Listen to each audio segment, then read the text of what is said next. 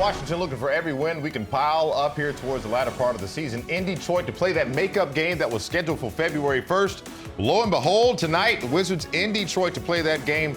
This turned out to be a bit of a grudge match, saved at the end of the night by Daniel Gafford's putback of Bradley Beal's two-point attempt. Final score, 119-117. Everybody feeling the energy off of that one. Coach, we got one that we needed. It's the Coach Jimmy Parsos. Wes Hall here. We'll be joined by Chris, Megan, and Drew in a moment. Coach, you already know I'm going to yield the floor to you first. Big energy. You talked about it. Happy win. Now we can teach some things that we have to work on. Taj Gibson, how about how happy Taj Gibson and Corey Kispert were running over to Gafford? See, that's when you realize, okay, they make a lot of money and they're NBA guys. And no, they're still happy to get this win. They know they didn't play particularly well. Critical win, though. It's vital that we get critical wins down the stretch. And winning at a bad Detroit teams tonight is very important. But please, Jaden Ivey was almost the #1 pick for a reason. He's the 3rd pick. He's got the ball in his hands. He had 26 and 12. Wiseman was the #2 pick. He's finding his way. He had 21. Like, Drew kept saying it. They might not be a great team, but they got a lot of great young.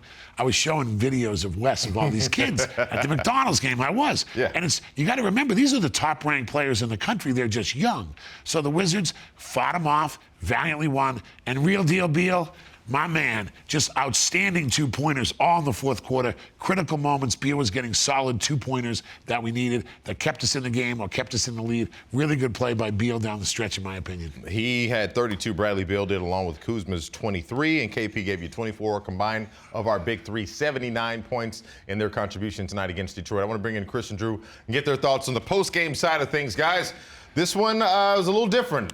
Detroit, you know what? Yeah, Chris, go right ahead. Break it down. This one, we needed this one. Get ready to head back here home to D.C. and Atlanta tomorrow, sir. You know what? It's a win. A win is a win. Yep. But I didn't like it. I just didn't like it. At this point of the season, where you at, if going to the playoffs, making the play-in and trying to up the ante in that aspect, this is not the type of performance you're supposed to have. These type of teams, supposed to take care of your work. If not, first, second quarter, this game is done. We should have saw Coach Patsos keeps bringing up Taj Gibson. I would like to see him finish the 4th quarter against their bench. But you know what? A win is a win, a much-needed win. I'm happy that they took care of business. Now it's on to the next. I'm going to disagree with my partner. This is a huge win. You know why it's huge? Doesn't matter who you're playing at this time of the year. When you get a win, you leave here, you get on the plane, and we get ready to close out this 4-game and 5-night set. Your big three was just that tonight. Kuz had 23. KP with 24 before fouling out. Brad has 32. Quick math, that's 89 of your 119 scored by your best players. And then, ladies and gentlemen, Corey Kispert got cooking tonight. They let him cook early on, hit 4 or 5 threes to start. So this is a win where you look at it and you go, yeah, we might not have played our best, but at the end of the night, Drew and I are about to get on this bus. We're about to head to this airport, and we're about to go home with a win. I got to say, great win. We want to teach in the winning moments, Drew. It's always easier to teach in the winning moments. But, Drew, you said it earlier in the broadcast. What's it like when you're playing against really talented young guys? And let's not forget, Drew, they are playing with free house money. They got nothing to lose. Like, what was that like as you progressed through the NBA, Drew, against really good high draft picks on bad teams? Like, tell me about that. I mean, the guys that don't have contracts, guys that in and out the G League, I mean, it's a dream come true to play in this league. And those guys scare me the most. Interesting. Guys because they're going to leave it. It's a life or death situation for them. They're going to leave everything on the floor. And tonight we saw a guy, I still can't pronounce the name. Amarui and Magruder. I need to learn it. I should know it by now. I mean, he had 15 points, 6 rebounds. I mean, guys with no names are trying to, create a name for themselves in this league. And that's dangerous. That's a dangerous recipe for opponents. And tonight, I think the Wizards got a taste of that. You can't let no-name guys come in here and have these type of games because it can happen. By the way, the big three had 79, not 89. I was trying to give them a few more. It's all good. We do math. It's good. We like 79. But you know what, Business and math major over here took care of it. He said it was quick math. I'd have to look out for him. What, y'all doing that new math over there? Yeah. I was doing the new math. With that in mind, Chris, you guys were talking about lessons learned. If you don't mind, Chris, what's a lesson that the Wizards have to learn right now, because you might not get away with that tomorrow against Atlanta? You can't play like this against the Atlanta Hawks. What a way to set them up for me. But guess what? I'm not bashful or shy about it. I'm glad Daniel Gafford closed this show out and we got to win. Now, tomorrow night, Trae Young, DeJounte Murray, a new coach, Quinn Snyder. First time that we saw them in Atlanta. Wizards got to win. Now you get to see them twice in 3 nights on your home court. Let's see what happens now. But again, controlling your own destiny is what I've been talking about, guys, for the last week.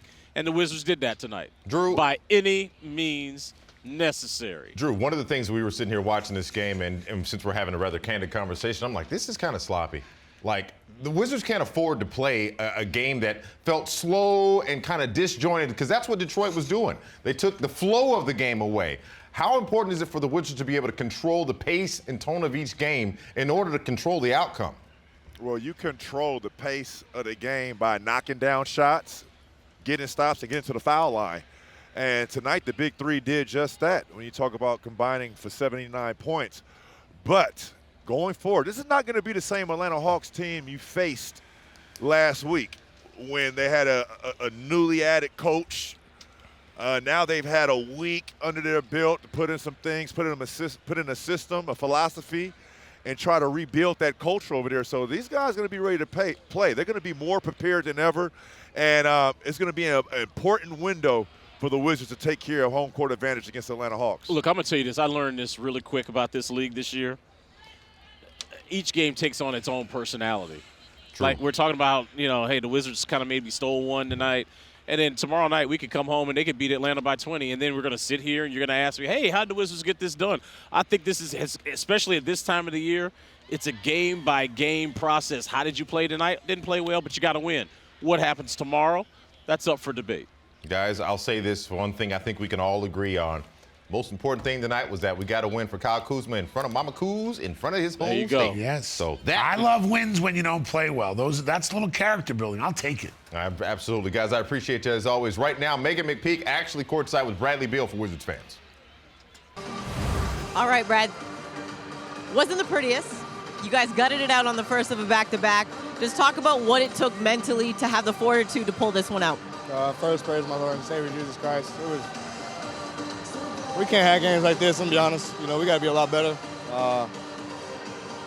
We should have lost a game, honestly, but we just made a few more plays than they did down the stretch, and I guess you can credit our experience for that, but we can't have games like this, especially if we want to, make this last little push, but, we'll take every win we can right now. Another 30-plus point performance from you. Just talk about the mentality that you've had as of late. You mentioned going back to that 71-point performance from Dame. He said something that sparked something in you. Since then, you've continued to just take things over and attack downhill. What is it about your ability to get in the paint that guys haven't been able to stop you as of yet? That's my game. That's my mindset. I'm kind of frustrated. I haven't had that all year. But that's what I do. I score the ball, and I'm at my best when I'm being aggressive and putting pressure on the opposing team. And that's what I've been doing the last month.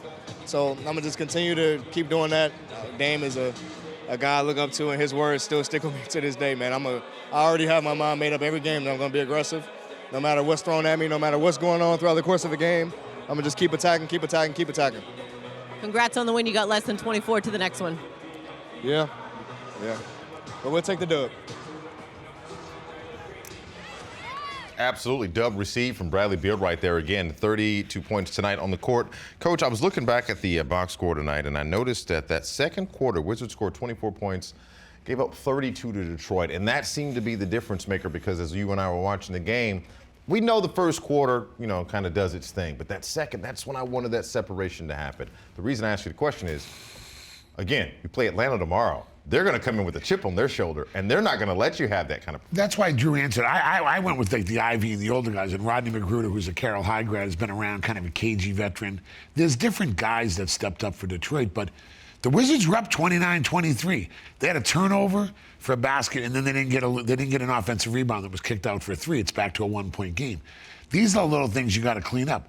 But as Chris said, they probably will clean them up against Atlanta. They know it's Trae Young and DeJounte Murray and Clint Capella and John Collins and blah. You're going to new Quinn Snyder coaching staff. But on the other hand, this is our time to have 2 home games against Atlanta. Remember, we started with 2 home games against Miami. Both close games. 2 away games. Both close. Split with the Bucks. Split with the Raptors. Now you got to hold serve. Like, sometimes you got to look at the schedule and say, these, for those of you who don't know, these are the new back-to-backs in one location. I think it's a great thing Adam Silver in the league did. Eliminates travel, etc. Well, this is the last one. But you got the win tonight. And Chris, I'm with Chris. I always liked wins. Road wins, I don't care. Best ride home in sports. You kidding me? On the plane, bus, whatever. So what a great win. But you got to teach them.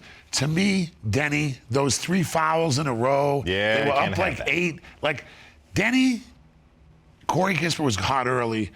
And then clearly Jordan Goodwin's a good defensive force. I'm just wondering when Monte Morris comes back, should he come off the bench or not to give him a spark? Because the starters are doing so much. Now I want to see the bench carried over, especially against the Hawks at home. Coach, to your point about the schedule, the Hawks, yes, they're coming up at home, but we're going to see Detroit again on March 14th. A lot of lessons that have to be learned today to correct the mistakes. But right now, as you talk about from one coach to another, how about head coach Wes Hall Jr. at the postgame podium right now?